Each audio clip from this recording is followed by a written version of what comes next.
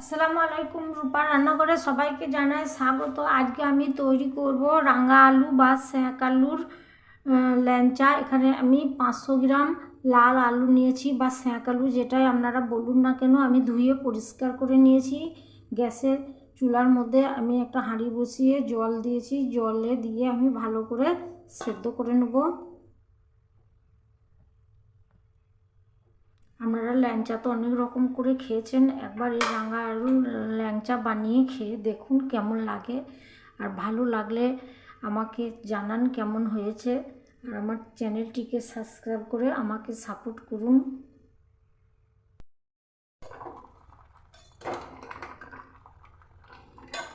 এবার আলু আমার সেদ্ধ হয়ে গেছে, দেখুন আলু আমি ভালো করে সেদ্ধ করে নিয়েছি। আপনারা এভাবে করবেন, খুব গলিয়ে দেবেন না। আলুটা এরকম হবে সেদ্ধটা, তাহলে ভালো হবে। জল জল আলু সেদ্ধ হলে ভালো হবে না ছানাটা। এবার আলুর খোসা ছাড়িয়ে এভাবে পরিষ্কার করে নিচ্ছি। দেখুন খুব সহজে আলু খোসা চলে আসছে খুলে। আমি এভাবে সব আলুগুলো খোসা ছাড়িয়ে নেব, পরিষ্কার করে নেব।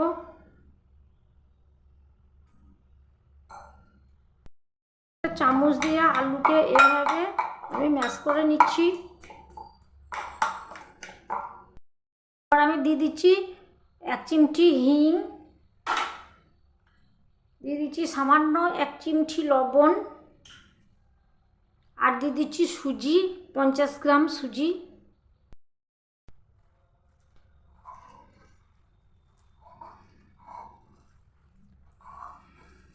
দেখুন আমি কত সুন্দর এভাবে করে মেখে নিচ্ছি। আপনারা এভাবে মেখে নেবেন আমি যেভাবে করছি।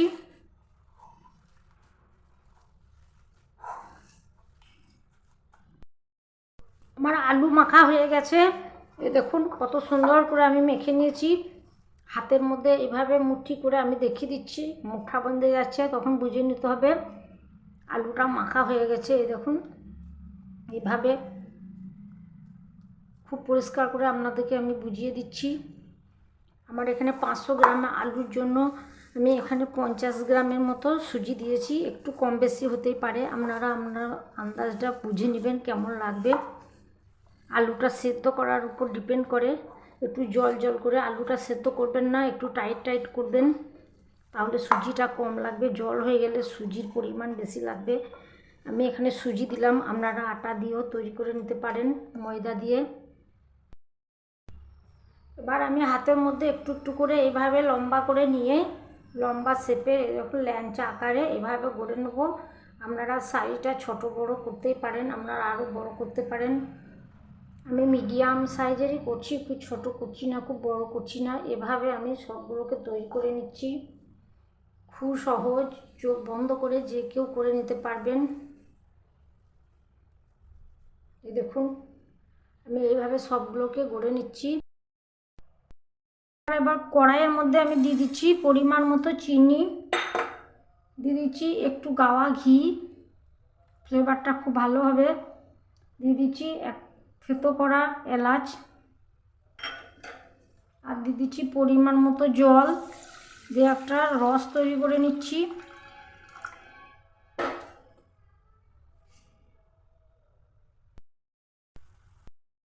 ফ্লেমটা লো টু মিডিয়ামে রেখে আমি ল্যাংচাগুলোকে লাল করে ভেজে নিচ্ছি।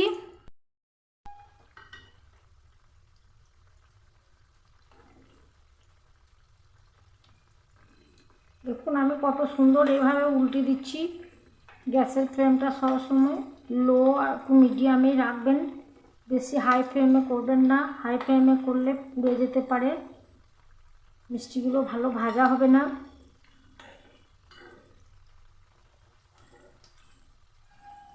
এভাবে উল্টে পাল্টে মিষ্টিগুলোকে লাল করে ভেজে নেব।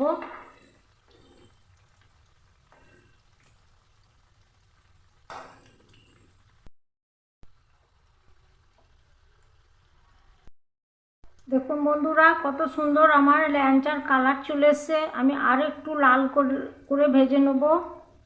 এই দেখুন আমি আর একটু লাল করব। আমি এভাবে খুব সাবধানে এভাবে আস্তে আস্তে করে উল্টে নিচ্ছি, লাল করে ভেজে নিচ্ছি। দেখুন কত সুন্দর কালার চলে এসছে। আমার ল্যাংচাগুলো এবার ভাজা হয়ে গেছে, এবার আমি তুলে নেবো। দেখুন কত সুন্দর কালার এসছে।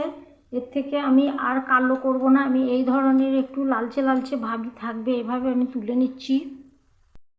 আর রসের মধ্যে ফেলে দিচ্ছি ল্যাংচাগুলোকে।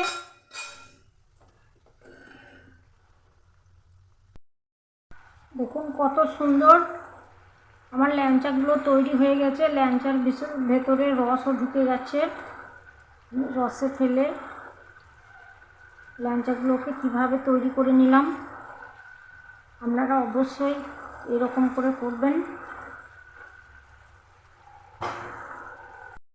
বন্ধুরা, তৈরি হয়ে গেল আমার একদম রসে ভরপুর সেঁক আলু বা রাঙা আলুর ল্যাংচা। দেখুন কত সুন্দর হয়েছে। অবশ্যই একদম বাড়িতে ট্রাই করবেন, মিস করবেন না। রসে একদম টুসটুসে লাল লাল ল্যাংচা তো অনেক রকম খেয়েছেন, একবার আমি যেভাবে বানিয়েছি এভাবে একবার বানিয়ে খেয়ে দেখবেন। আমি একটা কেটে দেখাচ্ছি, দেখুন কত সুন্দর হয়েছে। একদম রসে টুকটাক হয়ে আছে, ভরপুর হয়ে আছে। এই দেখুন, এভাবে আপনারা অবশ্যই একবার বাড়িতে ট্রাই করুন। আর ভালো লাগলে আমার চ্যানেলটি সাবস্ক্রাইব করে আমাকে সাপোর্ট করুন। সবাই ভালো থাকুন, সুস্থ থাকুন, আর রূপার রান্নাঘরের সঙ্গে থাকুন। আজকের মতো আসি, আল্লাহ হাফেজ।